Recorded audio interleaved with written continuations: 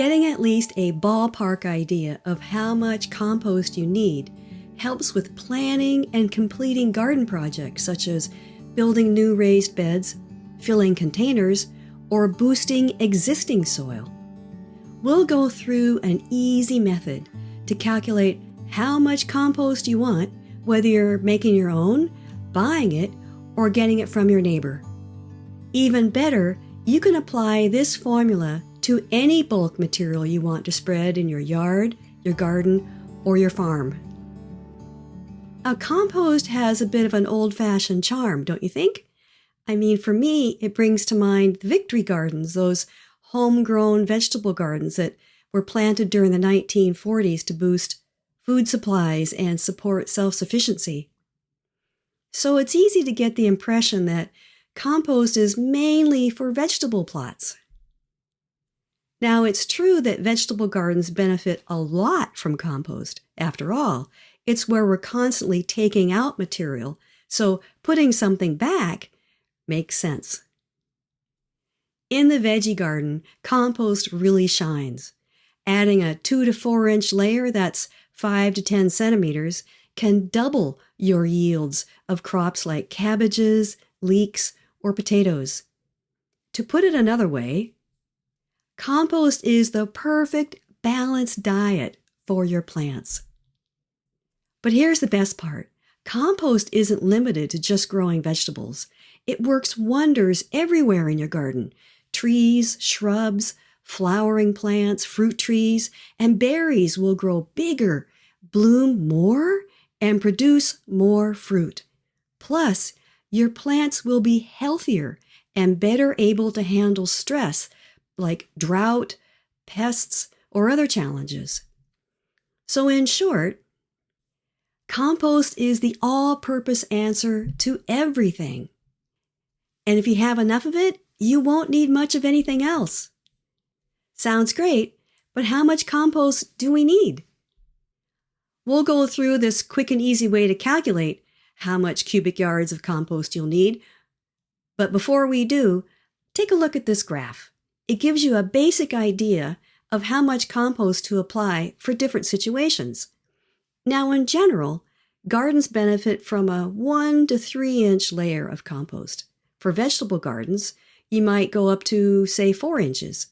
Now, looking at these blue bars, for a lawn, you only need to spread about ½ inch layer or so. While vegetables, fruit trees, and annual flowers, which are heavy feeders compared to turf grass, they benefit from a 3 inch layer of compost. Now, keep in mind, these depths are just general guidelines, and they're not cast in stone. So let's take a look at that quick and easy way to calculate cubic yards of compost.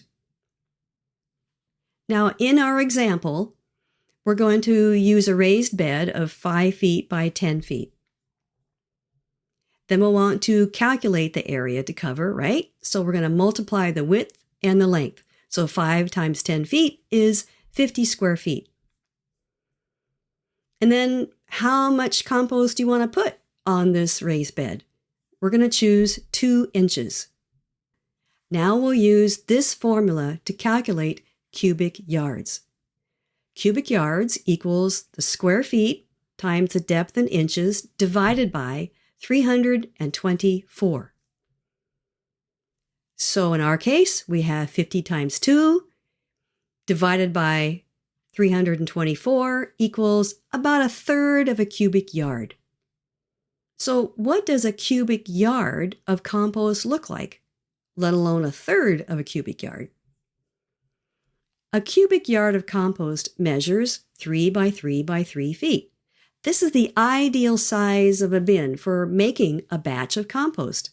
Much smaller than that, and the materials might not heat up sufficiently, which slows down the decomposition process.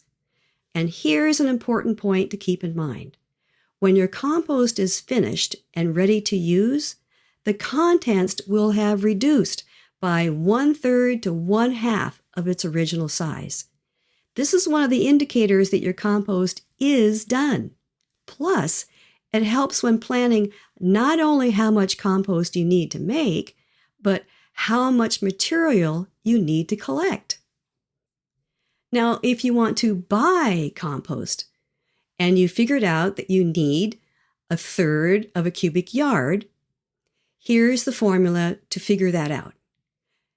1/3 of a cubic yard times 27 equals about 8.5 bags of compost.